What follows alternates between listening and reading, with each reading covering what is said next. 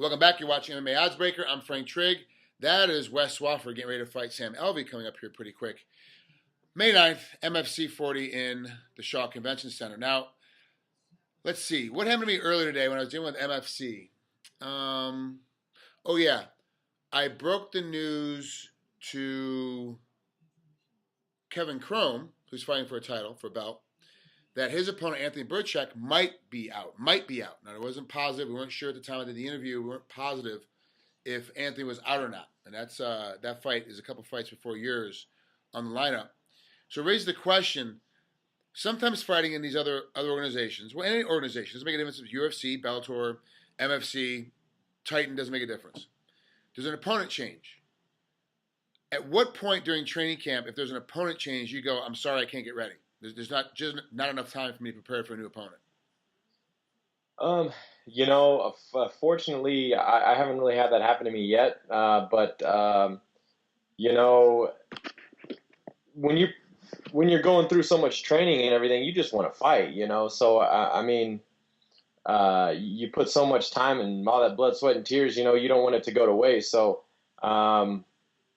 I think in this case, especially, we're 3 weeks out right now, so I'd pretty much take anybody, I think, but. Well, I have the same mentality. Like for me, it's always the same. It doesn't make a difference. I'm in training camp. I have a prepared date to fight, and if there's an opponent change, it doesn't make a difference. I'm still going to have keep that opponent. Some guys tend to switch. Also, too, if it's a lot more money's on the line. If you're doing millions of dollars, you might rethink on an opponent change. But we're talking about hundreds of dollars that most of us are getting paid. That you kind of stick with it. But let's, as far as I know, right now it's you and Sam Alvey, and that will be the fight on May 9th. Let's talk about Sam. How do you see him as an opponent, and what do you think he's going to try and do when he enters inside that ring? I think he's going to do what he's always done. We're preparing for everything. I know he has a wrestling background, and he's training with Dan Henderson and those guys, but I think he's going to stand and bang. I think it's going to be a fun fight. He'll have that typical style that comes out of Henderson's camp. Guys get in the center of the ring, they attack, they stay put, they plant their feet, and they start to throw. But Sam has a big backup of wrestling to come along with it. You don't see much difference in him coming into this next fight? You think he's going to fight you the exact same way? We're preparing. We're preparing if he wants to take me down, because it's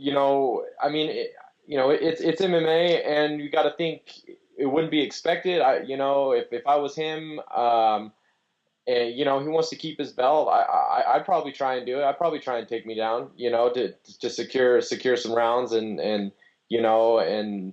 maybe he thinks he's better there. So. We're preparing for it. We've got plan A, B, and C, so we'll be looking for it if it happens. If somebody just looks at your record, you're 9-4 right now, and they go, okay, well, how does he win when he wins? 8 KOs, 1 submission, no decisions. So you never go to the distance. You've only caught 1 submission. The rest of the time, you're knocking guys unconscious, either getting a KO or a TKO.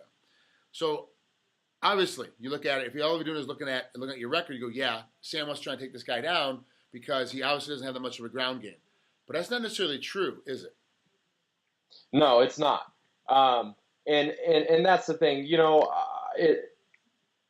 from what you see in my record and everything, it looks like I don't have a ground game, and until that happens, until I get down and again and show, but it's just, when I go in there and fight, I'm more comfortable on my feet, but my ground game's tenfold better than what I've showed in any of my fights. It's just, I've made mistakes. I've lost. It's a tough guys, I'm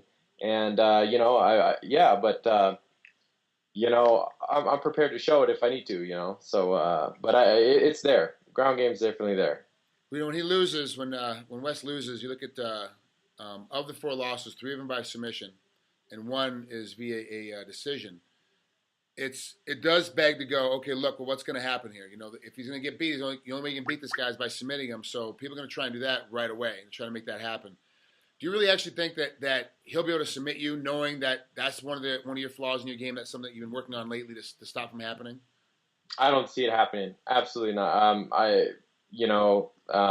Sam Alvey's not going to submit me in this fight. That's for sure. But But yeah, you got two guys. You got two guys that like to stand up. Well, most of their wins are knockouts, and neither one of them's been knocked out. And so obviously in the promoting standpoint and stylistically, I think it's a great fight. But I'm prepared. We're prepared to take it wherever it needs to go, and we're coming to win. Well, that's Wes Swofford. He's getting ready to fight Sam Alvey coming up here on MFC 40, which of course can be seen on Access TV on May the 9th. Wes, thanks for taking a couple minutes and being honest with us here at the MMA Oddsbreaker. Good luck, and we'll talk to you soon. All right. Thanks a lot, man.